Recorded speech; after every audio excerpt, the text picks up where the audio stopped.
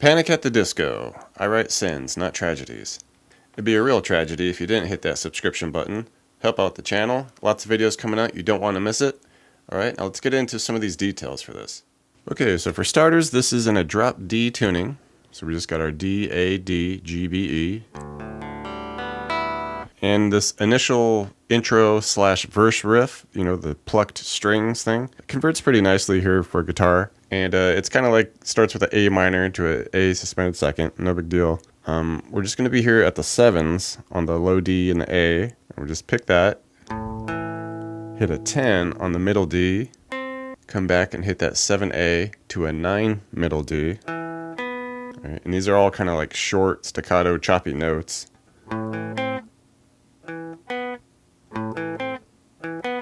Okay. And we crank through that one 4 times. Okay, just like that. And then we switch our spot. This is like a F sharp chord going on here. And this, we just come up to 9 on the A, and then we go from 9A, 10 on the middle D to 12. All right, and we cut that, and then we just go 10, 12 again on that middle D. All right, crank through it twice, just like that. And the last spot, we kind of just drop down a fret. We got 8 on the A, and this is real small. We go 9 to 10 on the middle D. And it's just like the last time, we just repeat that 9, 10 on the D again. All right, fun little string section for you.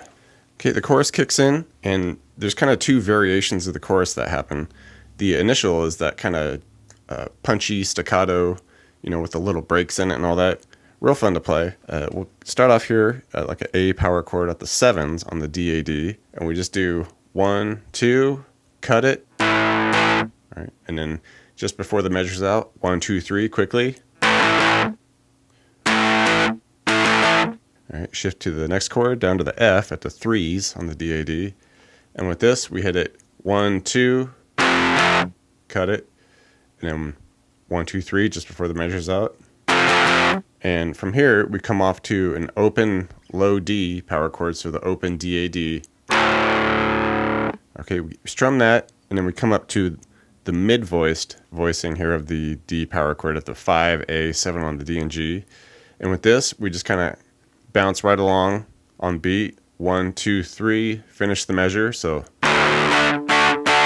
into the next measure where we continue that 3 times. All right, and then we just wrap up that final measure with 3 quick strums on a G power chord at the 5s on the D, A, D. And just loop the thing, so.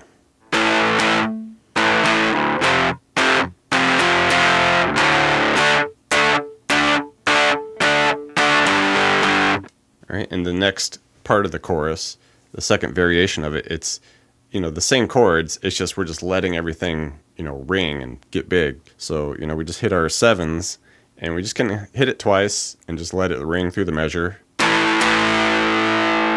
Down to the 3s for the F, same deal there. And then we come off to our open low D power chord. And with this, we can get a big, D suspended second chord in there by just adding the, 2 on the G, 3 on the B, and the open E under it. Just let that get really big, strum it a few times. And just wrap it up again with our G power chords at the 5s. All right, once we get into the interlude / the bridge section and the outro that happens, we get into these, big, interesting chords.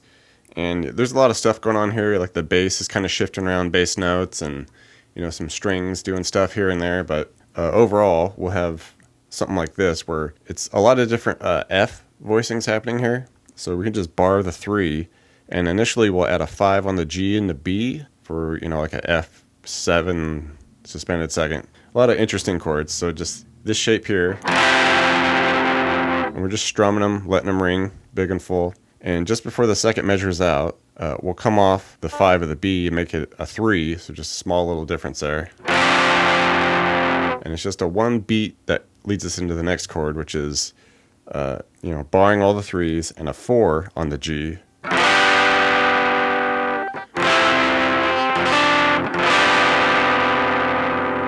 Alright.